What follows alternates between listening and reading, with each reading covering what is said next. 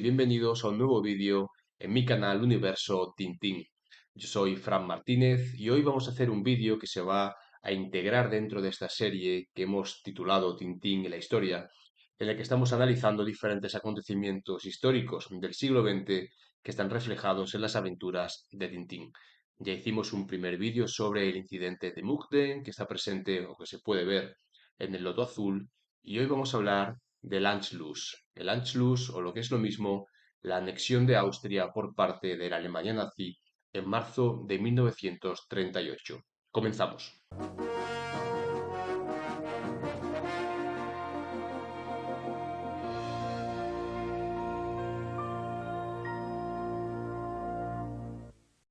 Este segundo episodio de Tintín y la historia está relacionado con el Anschluss. ¿Y por qué lo relacionamos con el Anschluss? Pues precisamente porque en este libro,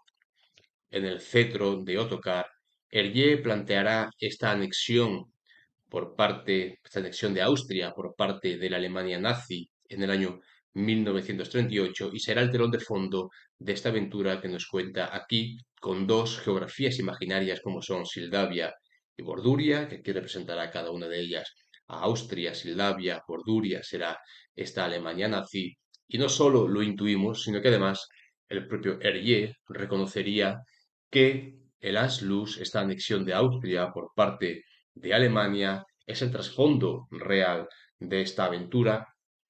y lo diría aquí, en este libro, Conversaciones con Hergé, este libro imprescindible, estas conversaciones que tendría Hergé con Dumas Sadul en los años 70, un libro imprescindible, posiblemente es el único volumen en el que podemos escuchar, o al menos leer directamente las palabras de Hergé, hablando sobre su obra, hablando sobre su proceso creativo, también sobre su historia, etcétera. Es un libro fundamental, imprescindible, que si no lo tenéis, es un must que deberías tener sí o sí en cualquier biblioteca de un tintinófilo. Conversaciones con Hergé, aquí, en el apartado donde están analizando las diferentes obras. A ver si lo encuentro aquí, en la página 102. Numasadú le pregunta, ¿el cetro de Ottokar? Y Hergé le responde, fue un amigo que me dio la idea de esta historia. Se explica en ella un Anschluss abortado a despecho del maldito Musler. Un Anschluss abortado. Aquí el propio Hergé reconoce que el cetro de Ottokar es una representación de esta anexión de Austria que tuvo lugar por parte de la Alemania nazi en marzo de 1938. Pero antes de hablar del álbum, antes de hablar del cetro de Ottokar, tenemos que explicar qué fue el Anschluss. Anschluss es una palabra de origen alemán que significa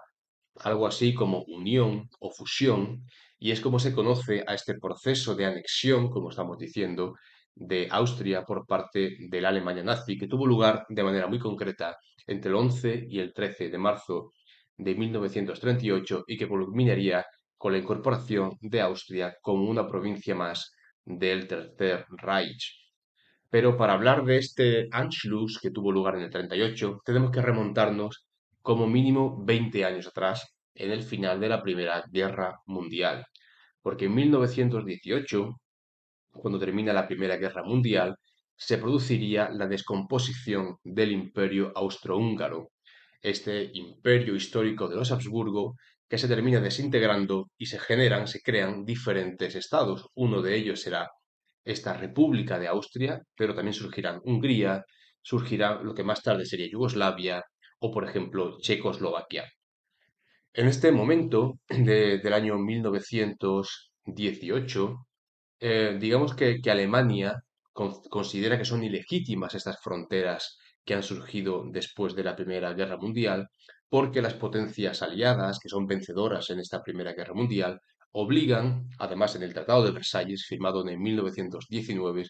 obligan a Alemania a desmilitarizarse, a pagar una serie de multas e indemnizaciones al resto de potencias vencedoras y también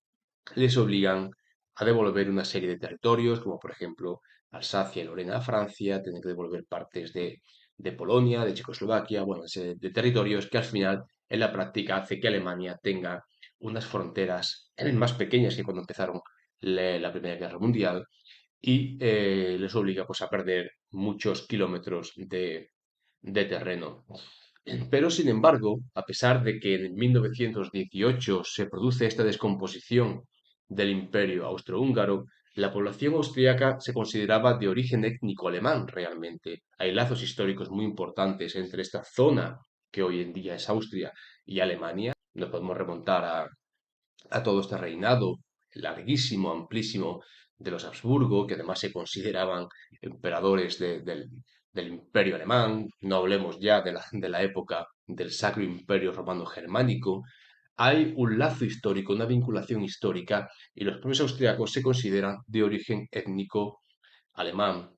En este momento, en el año 1918, digamos que en Alemania surge la idea de englobar dentro de un mismo estado a todas estas regiones que son de origen étnico alemán y que hablan alemán, como por ejemplo la propia Austria, no solo Austria, zonas de Checoslovaquia, zonas de Polonia y zonas también del Benelux, porque hay una vinculación histórica. El propio Hitler era austriaco, no era alemán, por mucho que bueno, parece que los austriacos han conseguido que pensemos que Hitler era alemán y no era austriaco, pero realmente era así. Entonces, en este año 1918, el Anschluss, la anexión de Austria por parte de Alemania, la pedían los propios austriacos. Y los padres fundadores de esta República Austriaca piden en 1918 el derecho de autodeterminación, no para autodeterminarse como un sujeto político con independencia, sino para determinarse como una parte de Alemania, no con soberanía propia, sino como una provincia más de Alemania, pero esto será prohibido taxativamente de manera tajante por las potencias vencedoras de la Primera Guerra Mundial. Estas potencias, sobre todo Reino Unido y Francia, que dicen, bueno, no hemos hecho todo lo que hemos hecho, no hemos llegado hasta este punto para fortalecer a Alemania. Lo que queremos hacer es todo lo contrario. Por lo tanto, tanto en el Tratado de Versalles, que ya hemos nombrado, como en el Tratado de Saint-Germain, que se firma con Austria, se excluye, se prohíbe expresamente la anexión de Austria por parte de Alemania. Esto siempre va a estar latente, esta prohibición, este Anschluss abortado, porque las potencias occidentales prohíben a Austria y a Alemania integrarse en un mismo Estado, va a estar siempre latente, tanto en la población austriaca como en la población alemana. De hecho, es el primer punto de este programa nazi, el primer programa del partido nazi alemán del año 1920. Este primer punto ya habla claramente de la exigencia de la unificación de todos los alemanes, dirán, en una gran Alemania, con base, dicen, en el derecho de autodeterminación de los pueblos. Por lo tanto, el partido nazi, cuando se constituye, en su primer programa de 1920, ya está diciendo en su primer punto de este programa que una de sus exigencias es la unificación de todos los alemanes en una gran Alemania. Por lo tanto, aquí ya comienza esta integración, comienza el Anschluss, porque se ve claramente que el partido nazi, uno de sus objetivos cuando llegue al poder, será la integración no solo de Austria, veremos más adelante los Sudetes, otra serie de territorios que consideran parte de Alemania en un único país. De hecho, también el propio Hitler, cuando escribe su obra autobiográfica y su tratado político, como sería el Mein Kampf, también pide expresamente la reunificación de Alemania y de Austria y lo denomina una tarea vital que debe llevarse a cabo por todos los medios. La Austria alemana, dice Hitler aquí en el Mein Kampf, debe restaurarse para convertirse en la gran patria alemana. Los pueblos de la misma sangre deben estar en un mismo Reich. Con este deseo por parte de Hitler y con esta exigencia por parte del partido nazi, que lo lleva incluso en su propio programa, la República Austríaca comenzará a tener su propio recorrido a finales de los años 10, todos los años 20, y así llegará hasta finales de los años 20, principios de los años 30, cuando estará marcada por la crisis económica provocada por el crack del 29. En ese momento, estos movimientos pangermanistas que todavía no están, digamos, consolidados bajo un partido nazi fuerte, pero sí estos movimientos pangermanistas empiezan a ver a Alemania ya no solamente con ese deseo patriótico de unificación, sino también por el interés que puede tener para el país la unificación con Alemania por un tema puramente económico, porque en toda esta época la economía austriaca, que había dependido de una gran potencia que ya no existe, va a gravitar de manera clara en torno a la economía alemana. Estos movimientos pangermanistas empezarán a generar una cierta inestabilidad interna, también lo harán los movimientos de izquierdas provocados por esta crisis económica, muy espoleado por las clases, digamos, por los jóvenes, la gente más joven que no ve oportunidades de desarrollo dentro de Austria, pero todavía estos movimientos pangermanistas estarán divididos y no tendrán muy clara cuál será su relación o cuál debería ser su relación con la Alemania nazi, con este partido nazi alemán que está empezando a tomar fuerza. Pero sí que ya a partir del año 1931, 1932, con el aumento de la popularidad del partido nazi y la popularidad de Hitler, muchos nazis austriacos ya empezarán a ver la figura de Hitler como su verdadero líder, como ese elemento aglutinador al que deben seguir. Y esto irá mucho más a partir ya del año 33, cuando Hitler accede a la Cancillería de Alemania. A partir de este momento, todos estos movimientos pangermanistas estarán ya unificados dentro de un partido nazi que no trabajará, no actuará de manera independiente, sino que ya lo hará como un brazo más de este Partido Nacional Socialista Alemán, con este partido, el NSDAP alemán, actuará bajo su batuta y bajo su financiación. Se producen en esta época grandes disturbios, movimientos importantes de desestabilización interna por parte de estos nazis austriacos, y esto hará que en el año 1933, con una Austria gobernada por un partido conservador, conservador católico, siendo canciller el Engelbert Dollfuss, que verá como el ascenso de Hitler y esa mayor presión por parte del partido nazi austriaco y ese partido nazi alemán empieza a temer por la independencia de Austria, disuelve el Parlamento austriaco y convierte esta democracia incipiente austriaca en una especie de dictadura, dictadura fascista, y si no fascista, al menos sí fascistizada, ¿no? Porque no podemos olvidar que en este momento la Italia de Mussolini, que más tarde se alineará y fluirá junto con Alemania dentro del mismo eje, en este momento, año 33, año 34, la Italia de Mussolini será realmente la garante de la independencia de Austria e intentará también, en cierto modo, jugar a gran potencia, siendo, digamos, ejerciendo una especie de protectorado con estos países que nacerían después del Imperio Austrohúngaro. Y de hecho, Dollfuss, que tiene buena relación con Mussolini y con este fascismo italiano, impone en el país una especie de dictadura o de régimen totalitario, que es lo que se conoce como el austrofascismo. Ejercerá bastante con mano de hierro su poder en Austria, prohibirá los partidos políticos, prohibirá el partido nazi en el año 1933 por esta campaña de propaganda y de terror que están ejerciendo de la mano del Partido Nacional Socialista alemán, y el país se encamina a una dictadura en la que además habrá campos de concentración en Austria y en la que Adolfus no le temblará el pulso incluso para reprimir esos movimientos de izquierda, de este cinturón rojo de Viena, que este movimiento de izquierdas que se levantan pidiendo más libertades, y Dollfuss no le temblará el pulso, como decimos, para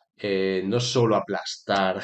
sino hacerlo de manera clara, de manera literal, bombardeando estos barrios obreros del cinturón rojo de Viena por pedir más libertades.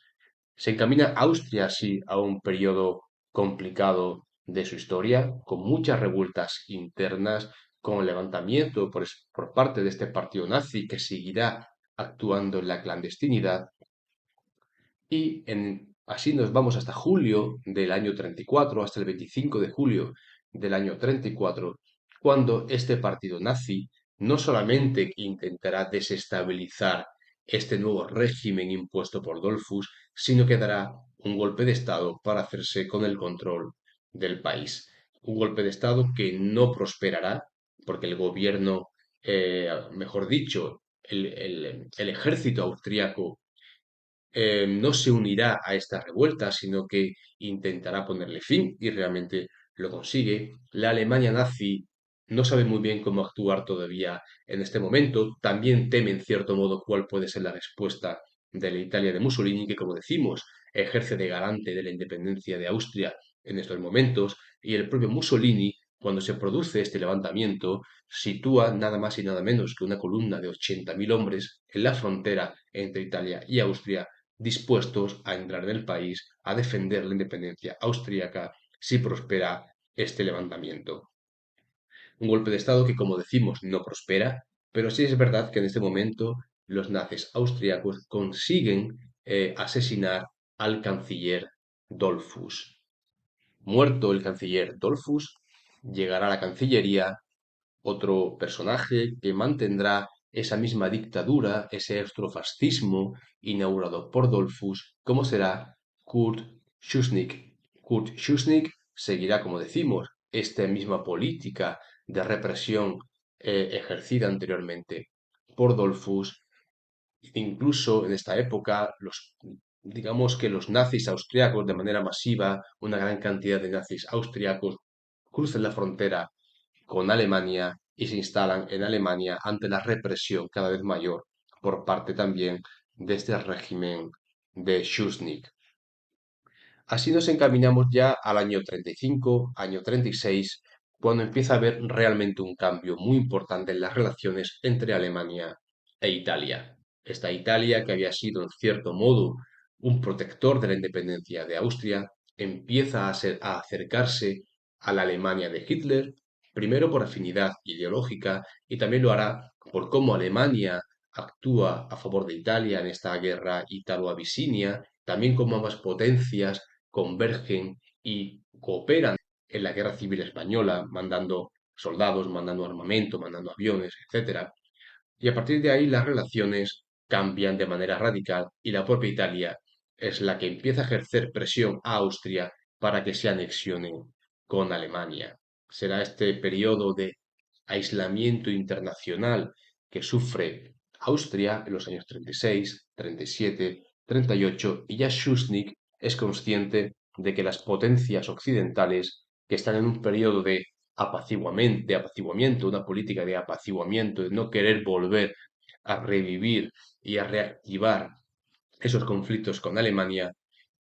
se da cuenta Schuschnigg de que está aislado, de que esas potencias no van a hacer absolutamente nada por mantener la independencia del país. Incluso Francia realmente ya da por perdido a Austria y sabe que tarde o temprano va a acabar en manos alemanas.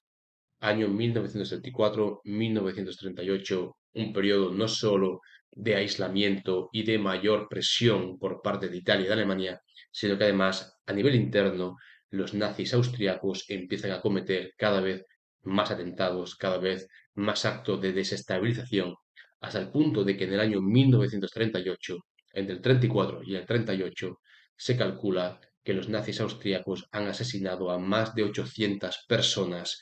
sobre todo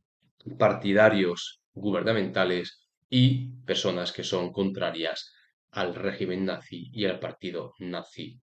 En ese contexto de desestabilización, de presión por parte de Alemania, de asesinatos, de atentados, el canciller Schuschnigg no le queda más remedio que acudir en febrero del 38 a una reunión con Hitler, que Hitler lo llama a reunirse en su residencia en Alemania. Schuschnigg acude a negociar con él, pero lo que se encuentra no es una negociación, sino realmente un ultimátum. Lo que Hitler le pide a Schuschnigg es que la política exterior y la política militar de Austria se coordinen con la alemana. Además, pide que los nazis austriacos que han sido encarcelados por todas estas revueltas que estamos hablando sean liberados y se proclame una amnistía para que todos esos crímenes y todos esos atentados queden impunes. Y además pide que el líder austriaco Arthur Seyss-Inquart, un nombre que tendremos que repetir varias veces cuando hablemos del cetro de Ottokar, el nombre de Arthur Seyss-Inquart será importante. Lo que pide Hitler es que este líder austriaco sea nombrado eh, ministro o al menos que esté a cargo de todos los asuntos que tenga que ver con la policía y con la seguridad. Ante ese ultimátum, Schuschnigg no tiene más remedio que firmar lo que le pide Hitler, dejar en libertad a todos los nazis austriacos que están encarcelados y el presidente de la República Austriaca, Wilhelm Miklas, nombra a Seyss-Inquart, a este líder austriaco, líder nazi austriaco, Arthur Seyss-Inquart, lo nombra ministro del Interior y por lo tanto tendrá todo el control sobre la seguridad y la policía del país. ¿Qué ocurre? Los nazis austriacos siguen con estos atentados, siguen con esta política de desestabilización y además la policía controlada por los nazis no reprime todos estos movimientos y el país se encamina inexorablemente a una anexión que tendrá lugar muy poco después. Schuschnigg, ya consciente de que el país está prácticamente perdido, juega una última carta. Esta última carta será el 9 de marzo, cuando, ah, digamos que proclama o anuncia la convocatoria de un referéndum para afirmar la independencia de Austria. 9 de marzo y convoca el referéndum para el 13 de marzo, solo 4 días más tarde. Hitler, cuando ve esta jugada de Schuschnigg, entra en cólera, como hemos sabido a posteriori, entra en cólera y, aunque cree que puede tener un cierto predicamento dentro de la sociedad austríaca, teme que este plebiscito pues, no le dé el resultado que él espera y que la gente vote a favor de mantener una Austria independiente. Hitler no quiere arriesgarse a que eso ocurra, y lo que hace es que 2 días más tarde, el 11 de marzo, presenta un ultimátum. El ultimátum es que el canciller Schuschnigg cancele ese plebiscito, que Schuschnigg renuncie a la Cancillería y que el presidente austriaco Wilhelm Miklas designe a Arthur Seyss-Inquart como presidente de Austria, mejor dicho, como canciller de Austria. Schuschnigg cancela el referéndum. Esa misma tarde presenta la dimisión y dimite como canciller de Austria. En el momento que Schuschnigg dimite como canciller, automáticamente los nazis empiezan a tomar las calles, empiezan a ver esvásticas por las calles, empiezan a tomar los edificios gubernamentales y empieza ahí a gestarse lo que realmente se conoce como el Anschluss. Aunque todavía faltaba una exigencia más, que era que el presidente Miklas nombrara canciller de Austria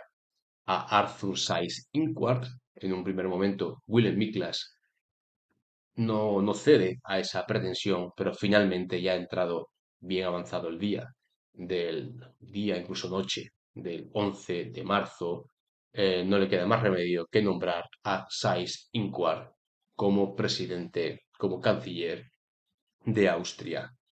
En cualquier caso, Alemania ya estaba decidida a cruzar la frontera e invadir el país, y aunque finalmente Miklas termina nombrando a Seyss-Inquart canciller, el 12 de marzo, la mañana del 12 de marzo, las tropas alemanas entran en Austria con la intención de tomar y anexionarse el país, y realmente lo harán, y lo harán sin dar ni un solo tiro, porque cuando entran los soldados alemanes en Austria lo que se encuentra son vítores, es gente dándole la bienvenida y tirándole flores. Por lo tanto, es una anexión que tiene lugar sin derramamiento de sangre y sin disparar ni un solo tiro.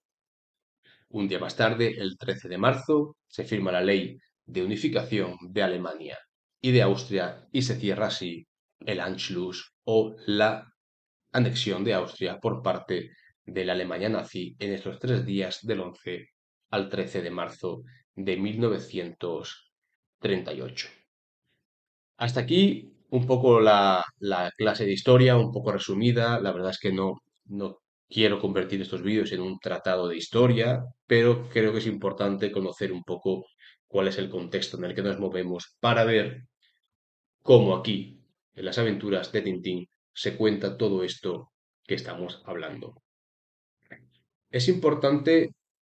desde mi punto de vista, un dato,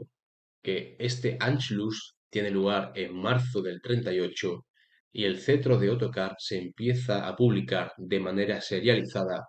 en las páginas de Le Petit Bandial en agosto de 1938. Es decir, estamos hablando que es auténticamente contemporáneo. Decíamos en el incidente de Mukden, cuando hablábamos del Loto Azul,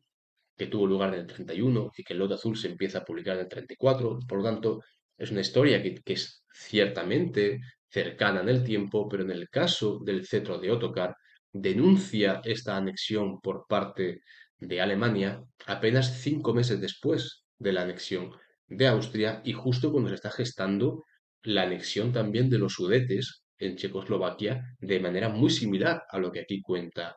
Hergé. Por lo tanto, es una crítica muy clara que tiene lugar no años más tarde, sino en el mismo momento en el que está ocurriendo todos estos acontecimientos. El centro de Ottokar, que termina de publicarse en agosto del 39, apenas unos días antes de la invasión de Polonia y del comienzo de la Segunda Guerra Mundial. Por lo tanto, aquí la verdad es que Hergé tiene bastante atrevimiento en este momento de que se está gestando todas estas tensiones y toda esta geopolítica y cómo todo esto va a llevar a una gran guerra en ese momento, justo en ese momento y de manera contemporánea, Hergé es capaz de plasmarlo aquí en las páginas del cetro de Ottokar. Porque aquí lo que Tintín descubre en el cetro de Ottokar es una conspiración para destronar al rey de Sildavia, Muskar XII, y facilitar de esta manera la anexión de Sildavia por parte de Borduria. Tenemos que detenernos, aunque sea mínimamente, para hablar de estas dos geografías imaginarias, como son Sildavia y como son Borduria. Sildavia, posiblemente la geografía imaginaria más importante y más conseguida de Hergé, es un país que él sitúa en la zona de los Balcanes, lo que hoy podría ser, pues, Albania, Croacia, Bosnia, esta zona, y en este momento, que estamos hablando del expansionismo alemán,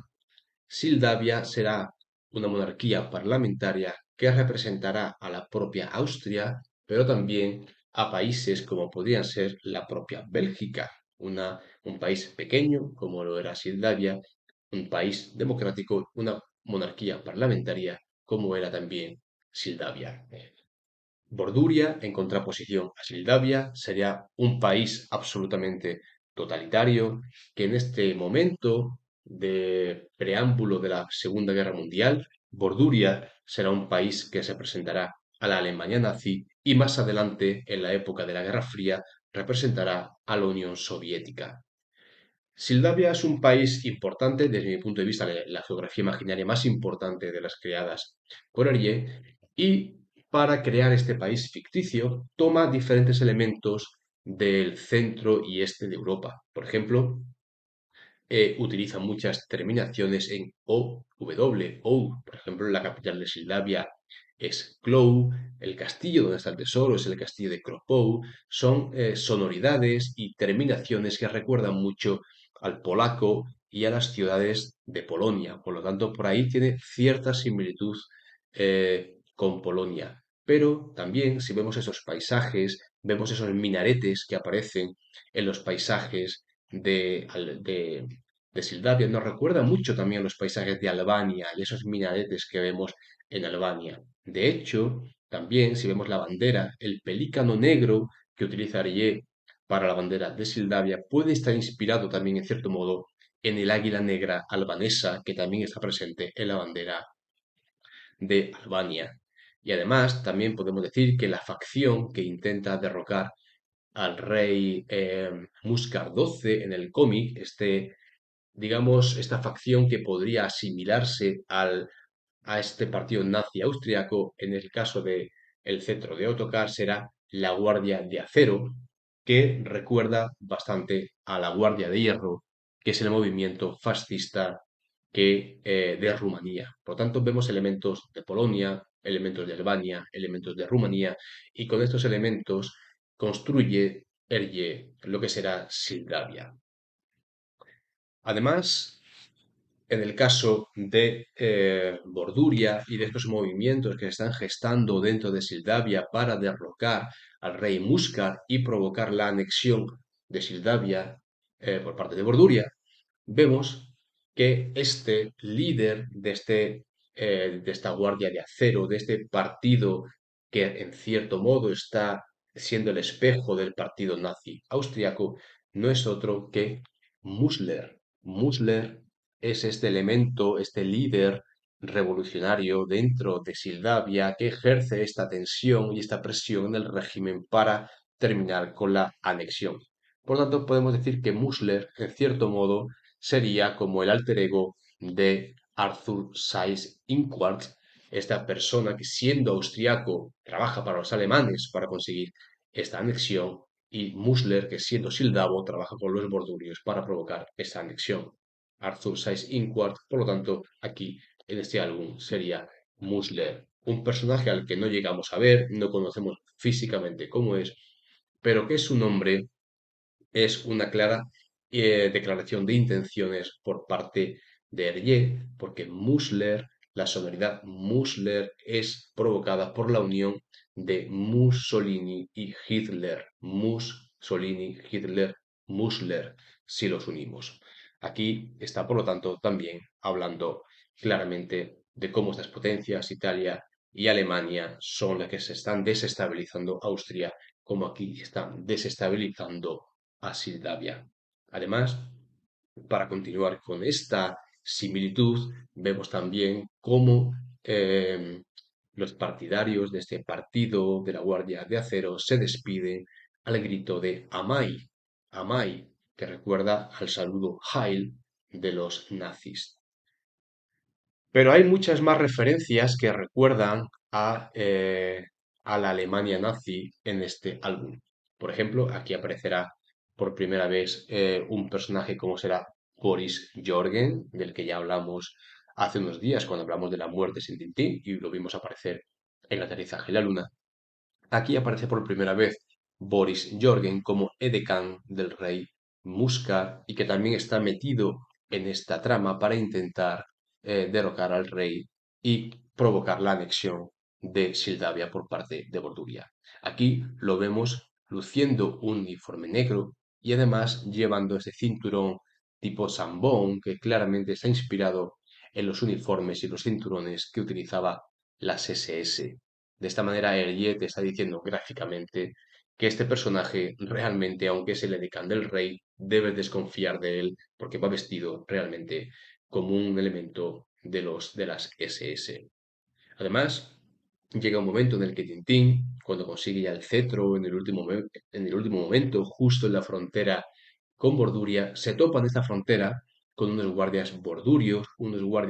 bordurios que llevan cinturones también y uniformes que recuerdan mucho a los uniformes de la Wehrmacht y además disparan a Tintín con unos fusiles que claramente son fusiles Mauser que utilizaban también el ejército nazi en esta época. Pero aquí no termina este retrato de la Alemania nazi en Borduria, porque además el avión Bordurio que Tintín consigue apropiarse para regresar a Cloud desde la frontera es un avión claramente alemán. En la primera edición del álbum, en la primera edición en blanco y negro, Tintín consigue robar un Heinkel 112, pero en la versión en color lo vemos pilotando uno de los aviones más importantes de los años 30 para el ejército alemán, como será el Messerschmitt Bf 109, que fue un avión utilizado por primera vez en la Guerra Civil Española. Messerschmitt, que vemos aquí, perfectamente retratado por Hergé y que no cabe duda de que estamos hablando de un avión del ejército alemán. Em, es importante, más allá de estos elementos, otros que considero que debemos también tratar para ver estas conexiones y estas semejanzas entre el Anschluss y la toma de Moldavia por parte de Borduria. De hecho, al final de la aventura vemos Tintín que consigue hacerse con unos documentos de unos conspiradores bordurios en los que detallan el plan que van a seguir para tomar Sildavia. Y en esos documentos dice lo siguiente: la víspera de San Vladimiro, los agentes provocadores de las secciones de propaganda fomentarán los incidentes y actuarán de forma que los habitantes de nacionalidad borduria sean objeto de malos tratos. Al día siguiente, las secciones de choque ocuparán la emisora de Radio Clow, etcétera, etcétera, etcétera. Esto recuerda varias cosas. Recuerda los incidentes que llevan a cabo los nazis, tanto en el golpe de Estado del 34 como en el proceso del Anschluss del 38, y además la toma de la radio también recuerda al golpe de Estado de 1934 contra el régimen de Dollfuss, porque en ese momento los nazis austriacos que están dando este golpe contra Dollfuss también toman la radio en Viena y proclaman y anuncian este golpe de Estado a través de la radio. Por lo tanto, hay también una similitud, pero habrá también una similitud, aunque eso está escrito poco antes de que se produzca la Segunda Guerra Mundial. Recordemos que la Segunda Guerra Mundial, que empieza el 1 de septiembre del 39, ocurre en cierto modo como respuesta a lo que se conoce como la provocación de Breivik o la Operación Himmler, que no es otra cosa que una operación de falsa bandera, cuando los soldados alemanes, un grupo de soldados alemanes vestidos como soldados polacos, toman la radio de esta ciudad, de Gleiwitz, de esta localidad alemana en la frontera con Polonia, y ellos, que son alemanes pero están vestidos de polacos, llaman a la población a atentar contra la población alemana. Y eso lo utiliza como excusa eh, Hitler para mandar sus tropas a Polonia y comenzar la invasión de Polonia el día 1 de septiembre. Por lo tanto, aquí vemos algo parecido, que ya Hergé adelanta incluso un acontecimiento que realmente será muy relevante muy poco después, porque aquí lo que está planteando Hergé es realmente una operación de falsa bandera, es decir, que los bordurios convertidos, digamos, entrando en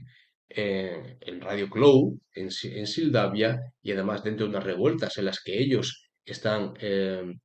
siendo, digamos,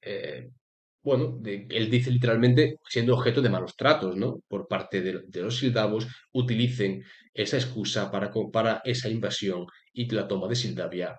por parte de Borduria. Muchas similitudes con el Anschluss, que aquí Hergé plasma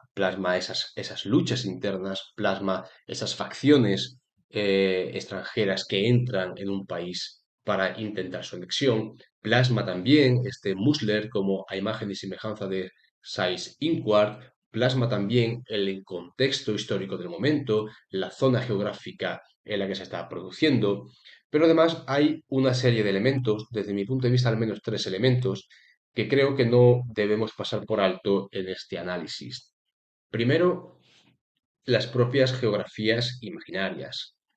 Sildavia aquí es un ejemplo claro de Austria,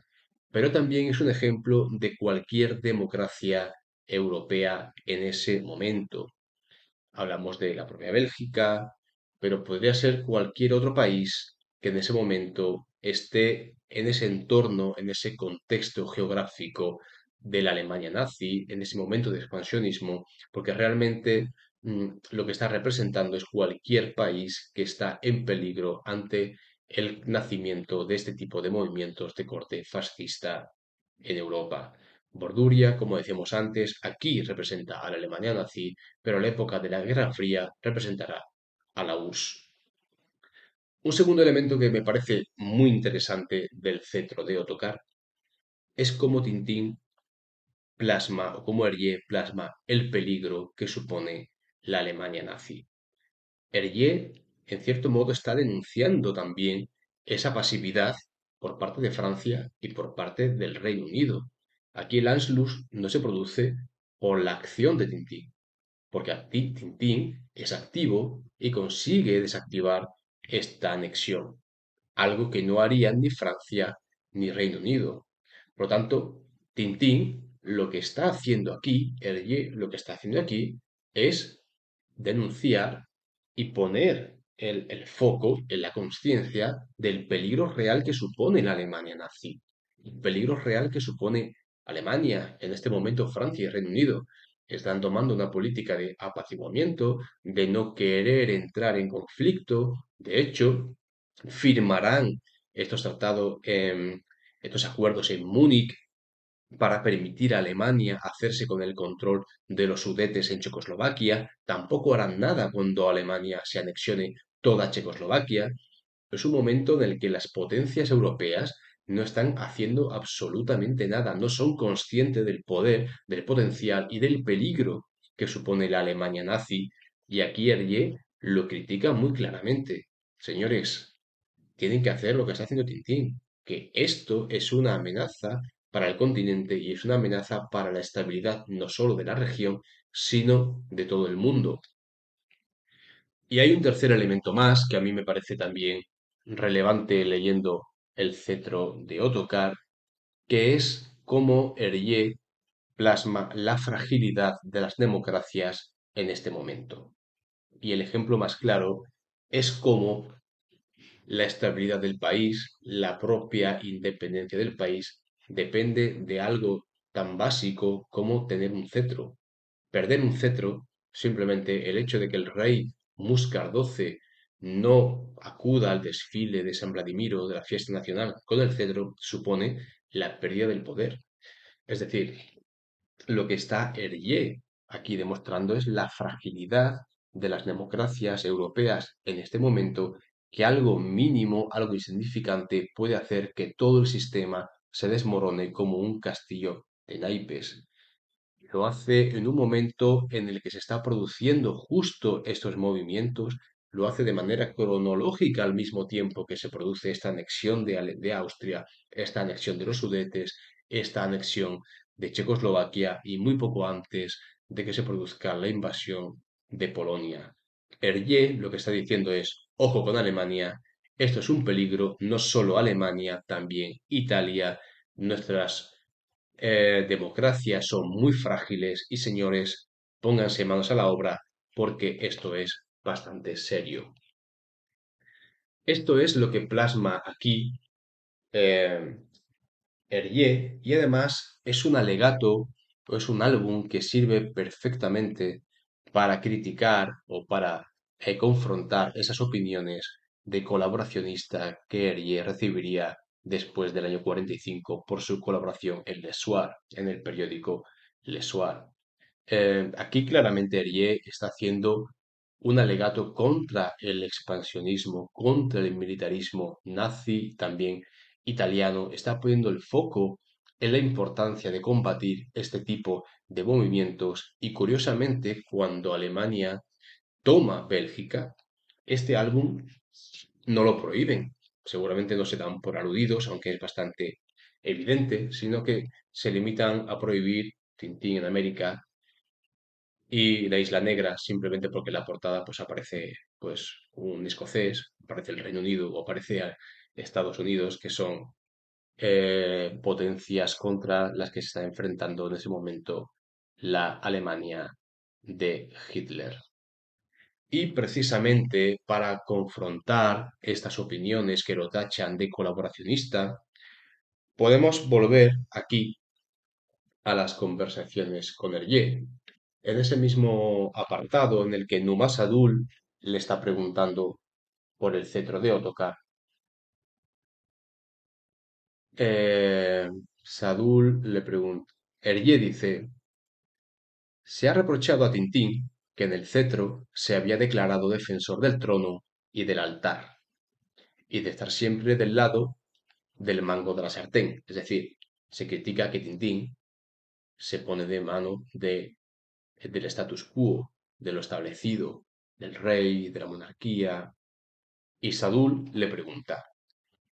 cosa bastante cierta, ¿no? Y Hergé responde, en este caso sí, pero habría sido preferible quizá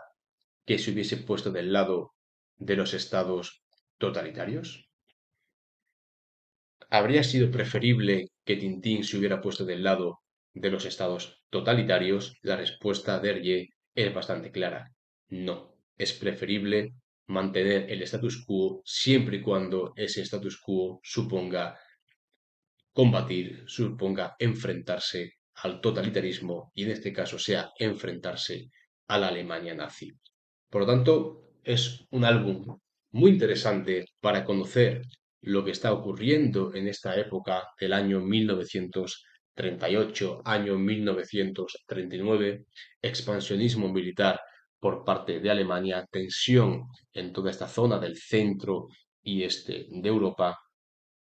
que tiene lugar primero con la anexión de Austria, más tarde de los Sudetes de Checoslovaquia, muy poco después de Polonia, y así continuaría en los años 40 con Bélgica, etcétera, etcétera, etcétera. Álbum interesante que os recomiendo que si no lo habéis leído, os lo leáis, que lo leáis con estos ojos, que veáis todas estas capas que se pueden encontrar en la lectura de este álbum. Y creo que es una reflexión interesante que debemos tener en cuenta también a la hora de hablar de Tintín, a la hora de hablar de Hergé y de sus críticas por su posible o presunto colaboracionismo con los nazis. Y hasta aquí este segundo vídeo de Tintín y la historia. Gracias por llegar al final del vídeo. Dejad vuestros comentarios si algo no os ha gustado o si queréis añadir algo de información que yo no he tratado en este vídeo. Gracias por llegar al final. Si os ha gustado, me viene muy bien que le deis a un like porque esto ayuda a que el vídeo llegue a más gente, que la obra de Hergé, que Tintín llegue a más gente. Considerad suscribiros si no formáis parte de este canal y darle a la campanita para estar al día de nuevos vídeos que vamos creando y que vamos a ir subiendo próximamente. Gracias de nuevo por llegar aquí y nos vemos en la próxima.